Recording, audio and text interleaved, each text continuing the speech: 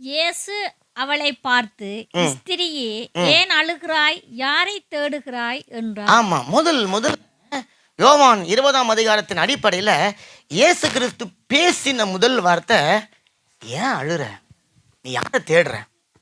பாருங்களேன், உயிர் தெழுந்த இயேசு கிறிஸ்து பேசுவதற்கு எத்தனையோ வார்த்தை இருந்தாலும் ஒரு ஸ்திரியை பார்த்து அவர் வந்து கேட்குறாரு, முதல்ல பெண்ணே நீ ஏன் அழுற, நீ யாரை தேடுற? அப்போ அழுகைன்னு பாருங்களேன், மனுஷ குலத்துக்கு மாத்திரமே இருக்கக்கூடிய ஒரு உணர்வு.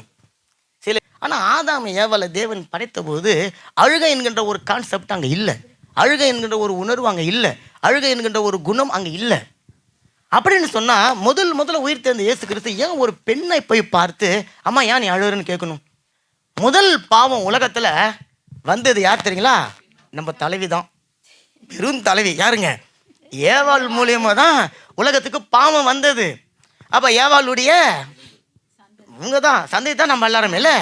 அப்போ நமக்குள்ளார அந்த பாவம் வந்து மனுஷனுடைய வாழ்க்கையில் சந்தோஷத்தை திருணுது, சமாதானத்தை திருணுது, அவருடைய வாழ்க்கையில் நம்பிக்கையை திருணுது, ரட்சிப்பை திருணுது, விசுவாசத்தை திருணுது, ஆசீர்வாதங்களை திருணுது.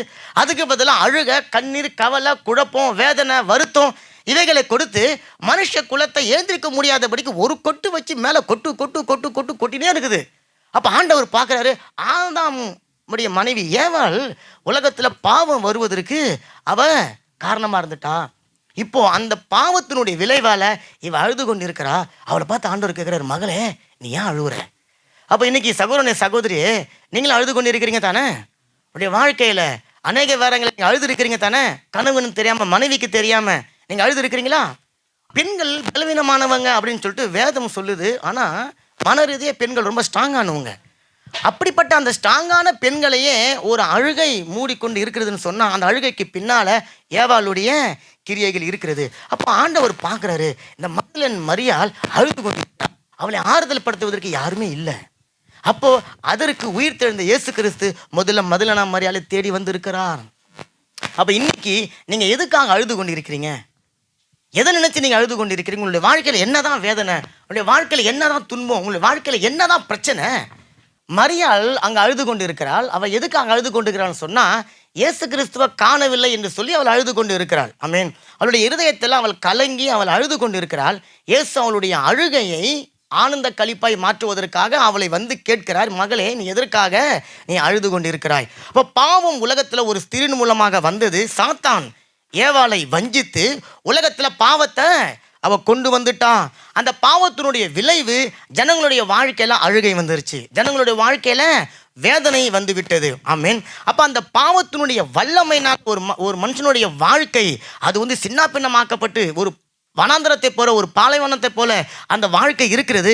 அந்த பாவத்துக்கு ஒரு வல்லமை இருக்கிறது. அந்த பாவத்தின் வல்லமையை மேற்கொள்ளும்படிக்காக கர்த்தராகிய இயேசு கிறிஸ்து பாவத்தின் சாயலாக மாறி மரணத்தை ருசி பார்த்து மரணத்தில் இருந்து பாவத்தினுடைய வல்லமைகளை உடைத்து போட்டு அவர் உயிர் தெழுந்திருக்கிறார். நல்ல கரணத்தை தட்டுங்களேன். மரணத்தின் கட்டுகளை தன்னுடைய மரணத்தினால கர்த்தராகிய இயேசு கிறிஸ்து உடைத்து அவர் உயிர் தெழுந்தார். முதலாம் ஆதாம் மூலமாக உலகத்தில் பாவமும் பாவத்தினுடைய வல்லமையும் வந்தது. இரண்டாவது ஆதாம் மூலமாக பாவத்திலிருந்து விடுதலையும் பாவத்திலிருந்து மீட்பும் நமக்கு உண்டாகி இருக்கிறது. மரணம் வேதனைக்கு உரியது. நல்ல கரையில் தட்டுங்க. மரணம் வேதனைக்கு உரியது. ஆனால் இயேசு கிறிஸ்துனால உண்டாகக்கூடிய ஜீவன் அது உயிர் தெழுதலுக்குரியது. ஆமென். அப்போ அந்த உயிர் தெழுதலால் உண்டாகக்கூடிய ஜீவனை நம்ம பெற்றுக்கொள்ளும்படிக்காகத்தான் இயேசு கிறிஸ்து வந்து சந்திக்கிறாரு. ஆனால் இந்த அம்மா அழுது நிற்கிறாங்க. அப்போ ஆண்டவர் கேட்குறாரு, நீ ஏன் அழுகுற? அழுகனுடைய வலி இயேசுவுக்கு தெரியும். ஏன்னா இயேசுவும் மாம்சத்தில் இருந்தபோது அழுது இருக்கிறார். அப்போ அழுகையினுடைய வேதனை அவருக்கு தெரியும். அதனால் சொல்கிறார், மகளே நீ ஏன் அழுகிற? நான் உயிரோடு இருக்கும்பொழுது நீ எதுக்காக நீ அழணும்? அப்போ இயேசு கிறிஸ்து வந்து அவருடைய பேரை சொல்லி கூப்பிட்றாரு. அதை நம்ம வாசித்தோம். அப்போ அவள் வந்து ஏதோ ஒரு தோட்டக்காரர் நின்றுருக்காரு அப்படின்னு சொல்லிட்டு அவள் நினைத்து கொண்டு இருக்கிறாள். இப்போ இயேசு கிறிஸ்து அவளை பார்த்து மரியாளேன்னு சொன்னவனே அவள் திரும்பி பார்க்கிறாள். ஆமென். அப்போ இது எதை குறிக்கிறதுன்னு சொன்னால், உங்கள் வாழ்க்கையை நீங்கள் திரும்பி பார்க்கணும். உங்கள் வாழ்க்கையில் நீங்கள் முன்னாடி நிறைய கோணல்களை போட்டு வச்சுருக்கிறீங்க. முன்னாடி இருக்க வேண்டிய இயேசு இப்போ உங்களுக்கு பின்னாடி வந்துட்டாரு. இப்போ முன்னாடி இயேசு நின்று பேசுனா உங்களுக்கு தெரிய மாட்டேங்குது. இயேசு உங்களுக்கு பின்னாடி போயிட்டாரு. பின்னாடி இருந்து பேசுகிற இயேசுவை நீங்கள் என்ன பண்ணணும்? திரும்பி தான் நீங்கள் பார்க்கணும். ஏன் தெரியுங்களா? இயேசுவை முன்னாடி வச்சு வாழக்கூடிய வாழ்க்கை நம்ம வாழுறது இல்லை. இன்னைக்கு உலகத்தை நம்ம முன்னாடி வைத்து ஓடிக்கொண்டு இருக்கிறோம். அதனாலதான் இந்த நாள்ல கூட தேவனை ஆராதிக்க, தேவனுடைய நாமத்தை மகிமைப்படுத்த, தேவனை தொழுது கொள்ள ஜனங்களால வர முடியாமல் இருப்பதற்கான காரணம் தெரியுங்களா? இந்த நாளை விட இன்னைக்கு ஆராதனையில் உட்கார்ந்து இந்த வார்த்தையை கேட்பதை விட அவர்களுக்கு சந்தோஷத்தை கொடுக்கக்கூடிய காரியம் ஏதோ முன்னாடி இருக்கு. அதை அவங்க தேடி ஓடிக்கொண்டு இருக்கிறாங்க. அது ஒரு வேலையா இருக்கலாம், கணவனா இருக்கலாம், மனைவியா இருக்கலாம். அப்போ எதுக்கு சொல்ல வரேன்னு சொன்னா, இயேசு கிறிஸ்து பின்னாடி நிற்கிறார். இன்னைக்கு எத்தனை பேருக்கு பின்னாடி இயேசு நின்று கொண்டு இருக்கிறார்? முன்னாடி வைத்து பார்க்க வேண்டிய இயேசுவை நீங்க பார்க்காதபடிக்கு இயேசுவை நீங்க பின்னாடி தள்ளிட்டீங்க. உலகம் உங்களுக்கு முன்னாடி வைக்கப்பட்டுட்டீங்க, உன்னதமான தேவனத்துக்கு பின்னாடி வச்சிட்டீங்க. இப்போ முன்னாடி இருக்கிற கோணல்களை நீங்க மாத்தி போடுவதற்கு நீங்க தாங்க பிரயாசப்பட்டு கொண்டு இருக்கிறீங்க. அவதான் அழுது கொண்டு இருக்கிறான். ஆண்டவர் சொல்றாரு, நீ ஏன் அழுகுற, என்னை திரும்பி பாரு அப்படின்னு சொல்லி. இன்னைக்கு திரும்பி பார்க்க முடியாதபடிக்கு வணங்கா கழுத்து உள்ளவங்களாம் மாறி போயிருக்கிறோம்.